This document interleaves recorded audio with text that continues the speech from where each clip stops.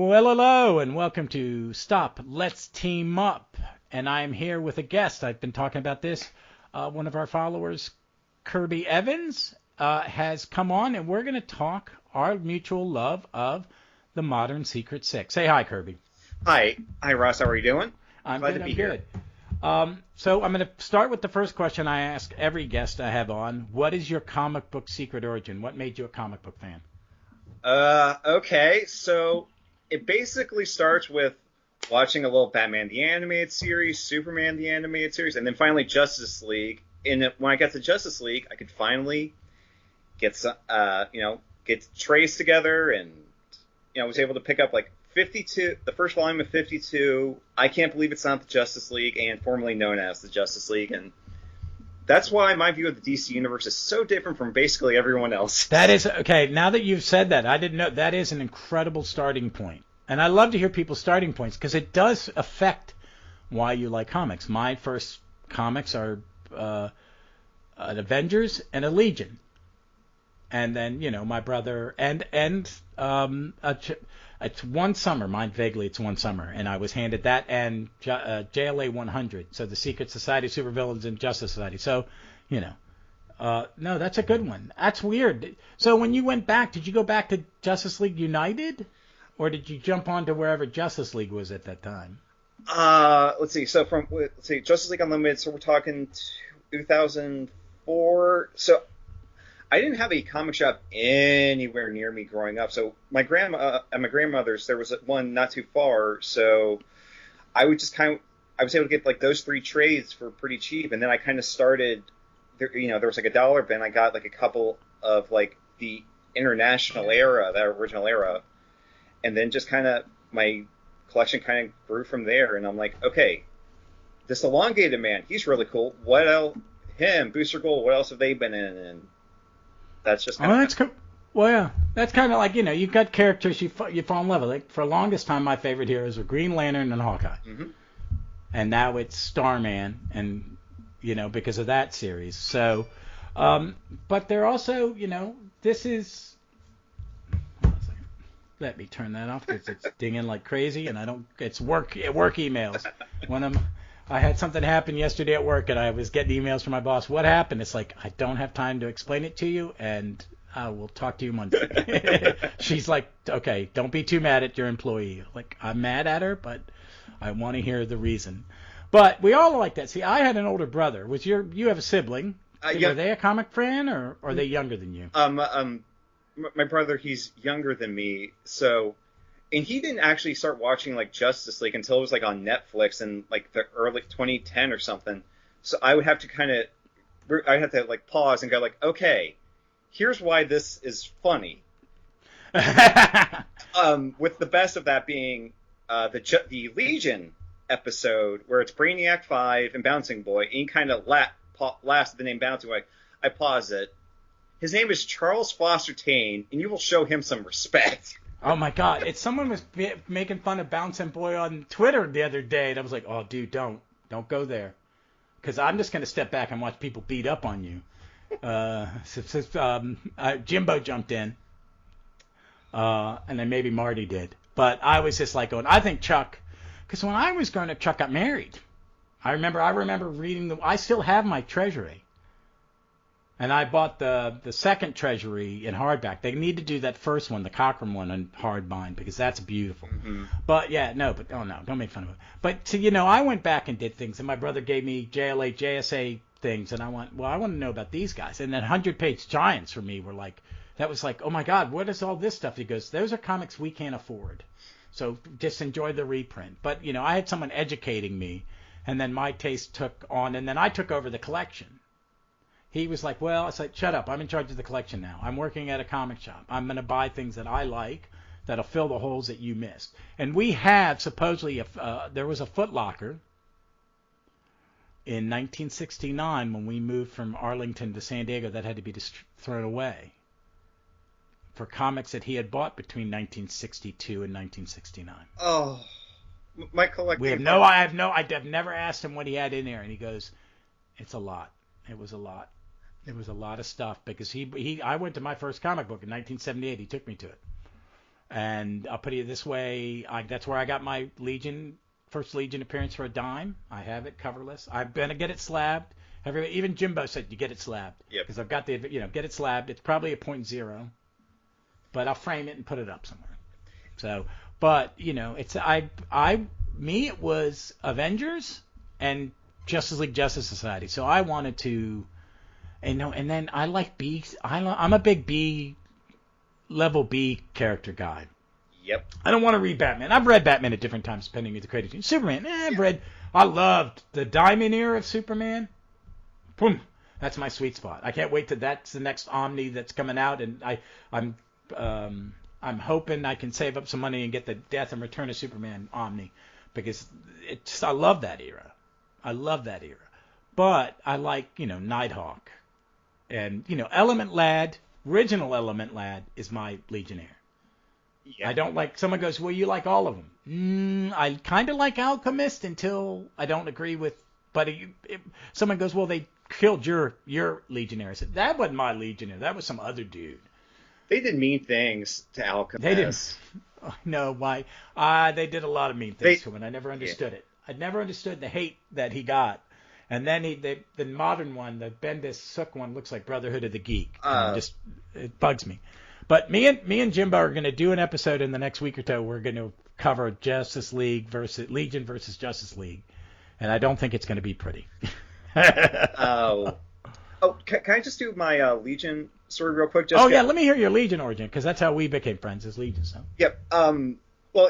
Well, when you're doing a podcast that's my favorite DC team and my favorite Marvel team, I'm going to gravitate toward your podcast. Oh, I didn't know Defenders was your favorite Marvel team. I knew you voted for them. Yeah. So at the Gary's Comics and More, when I was in college, they had a collection of the black and whites, starting with Volume 2. I didn't get Volume 1 until years later. So you're coming up onto what I kind of consider my start of the Defenders, where you got, Valkyries established, but Namor's barely there. Silver Surfer's long gone. It's about when I got hooked, is the Nebulon story. That I remember as being the first one I read. But see, okay, when I sold I had a bunch more essentials and showcases, and I sold a bunch of them because me and my wife are moving. Is like, I got to get rid of. But the ones I kept is I have volumes 1 through 9 of Avengers, and I have all the Defenders essentials, and I bought the stuff that's not in the last bit that never got reprinted. I bought those issues in a lot. And I may get the Epic of that, because that's all been collected in Epic now. So during the pandemic, I started a reread, starting with Volume 1 of Defenders. I was not rooting for Defenders to be the number 2, be the pick. I put it in there because Ron from Fantastic Comic Fan wanted it in, and then he started actively campaigning for it online. Because, Tighten Up the Defense does it, and I think Hub and Corey do a really good job, and they're very funny. And they're right, but they do point out some really Kyle's a bit of a dumbass. Yeah. Jack Norris he's kind of creepy. Yeah. But, that did not age well, because I read that during the pandemic too, and it's like, oh no, can we stop, please? Okay, where's the restraining order? Why is he not in jail? Yep. But I do love it. It's a good comic, and it was like, I think Valkyrie's a great character, and I think Hellcat is a perfect. The 4 of them were a good lineup. Oh, like Valkyrie's she's like Iron Fist is my favorite Marvel character. She's like 2, and it's like 1A, 1B sometimes. Yeah, I never read Power Man. My brother read it because he liked exploitation movies. Mm-hmm. And Power Man started as an exploitation comic. Yeah. Blaxploitation comic. But I always thought that I read Power Man and Iron Fist religiously. Because it's kind of that thing we were talking, characters being, you can tell, like Booster Gold and Blue Beetle, Beast and Wonder Man, that you buy their friendship. Yep. It is true. It's real, and it's organic. It started organically, and you buy it, and it always reads right. And I think that I was trying to explain it to a buddy of mine. He was watching the TV show, and he goes, why is Danny because Danny was a putz. Yep. He's kind of was like, I'm just an average night guy. Yeah, I'm rich, but, I didn't know it until I was an adult. I just want to be a good guy. And it's great. I think That's a good character to have.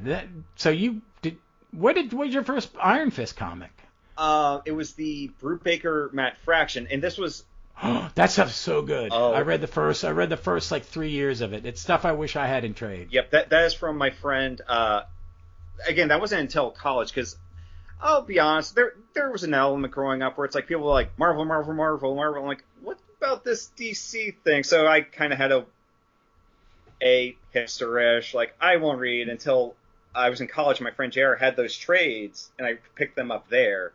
And JR is one of my friend JR. He's one of the most influential people on my Legion, because he was the guy who would give me like, okay, here's some starting points, and I was using those. And on the Major Spoilers site, they did the hero histories, where he would go through every Legion member by Legion member of like, here's what they did. So those two, so between that site and my buddy was like, okay, here's kind of how I'll start. And so, Volume 3, Volume 2, just random stuff is how I kind of picked up Legion. So I'm now at the point where it's like, okay, I picked up most of it.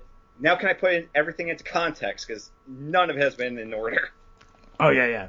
So, I mean, have you gone back and read the Power Man Iron Fist stuff? Yeah, that's one of my big, trying to complete the runs.